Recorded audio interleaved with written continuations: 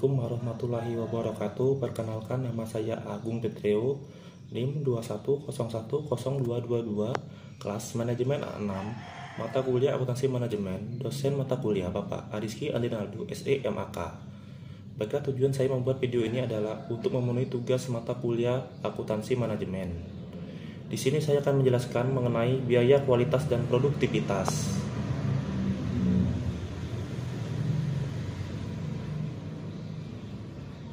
Yang pertama yaitu definisi biaya kualitas.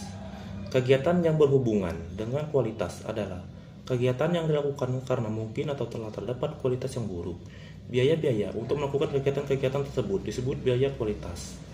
Biaya kualitas, cost of quality, adalah biaya-biaya yang timbul karena mungkin atau telah terdapat produk yang buruk kualitasnya. Definisi ini mengimplikasikan bahwa biaya kualitas berhubungan dengan dua subkategori dari kegiatan-kegiatan yang berkaitan dengan kualitas antara lain. Yang pertama yaitu kegiatan pengendalian, control activity, dilakukan oleh suatu perusahaan untuk mencegah atau mendeteksi kualitas yang buruk, karena kualitas yang buruk mungkin telah terjadi. Jadi, kegiatan pengendalian terdiri dari kegiatan-kegiatan pencegahan dan penilaian. Biaya pengendalian, control cost, adalah biaya-biaya yang dikeluarkan untuk menjalankan kegiatan pengendalian. Yang kedua yaitu kegiatan karena kegagalan, failure activity, dilakukan oleh perusahaan atau oleh pelanggannya untuk merespon kualitas yang buruk atau kualitas yang buruk memang telah terjadi.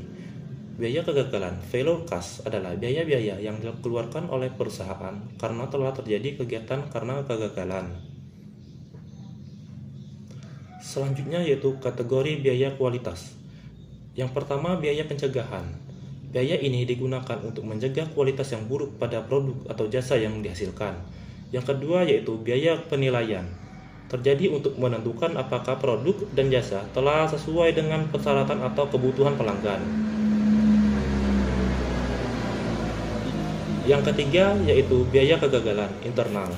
Terjadi karena produk dan jasa yang diinginkan tidak sesuai dengan spesifikasi kebutuhan pelanggan.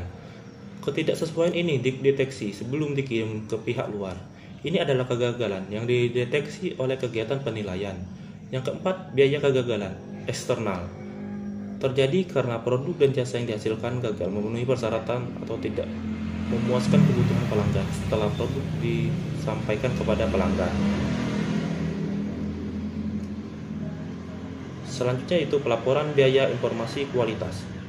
Yang pertama, laporan biaya kualitas. Pentingnya biaya kualitas terhadap keuangan perusahaan dapat lebih mudah dinilai dengan menampilkan biaya-biaya kualitas sebagai presentasi dari penjualan aktual. Yang ketiga, fungsi biaya kualitas. Pandangan kualitas yang dapat diterima mengasumsikan terdapat perbandingan terbaik antara biaya pengendalian dan biaya kegagalan.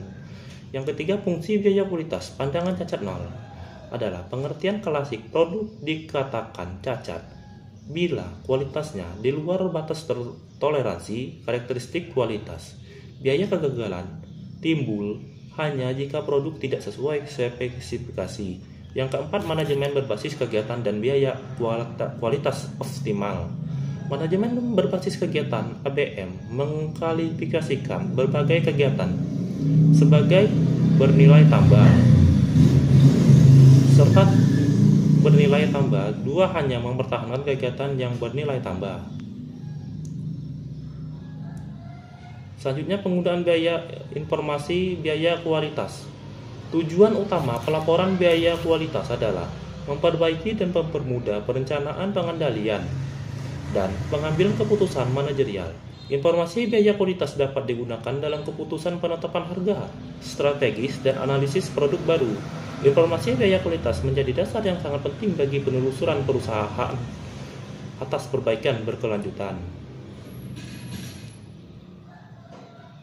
Selanjutnya itu kesimpulan kualitas dan produktivitas. Peningkatan kualitas dapat meningkatkan produktivitas dan juga sebaliknya. Sebagai contoh, jika pengajian ulang berkurang karena menurunnya unit produk cacat, maka lebih sedikit tenaga kerja dan bahan yang digunakan untuk menghasilkan output yang sama. Penurunan jumlah unit cacat memperbaiki kualitas. Sementara pengurangan jumlah output yang digunakan meningkatkan produktivitas. Oleh karena sebagian besar peningkatan kualitas mengurangi jumlah sumber daya yang digunakan untuk memproduksi dan menjual output perusahaan, maka kebanyakan peningkatan kualitas secara umum akan tercermin pada ukuran-ukuran produktivitas.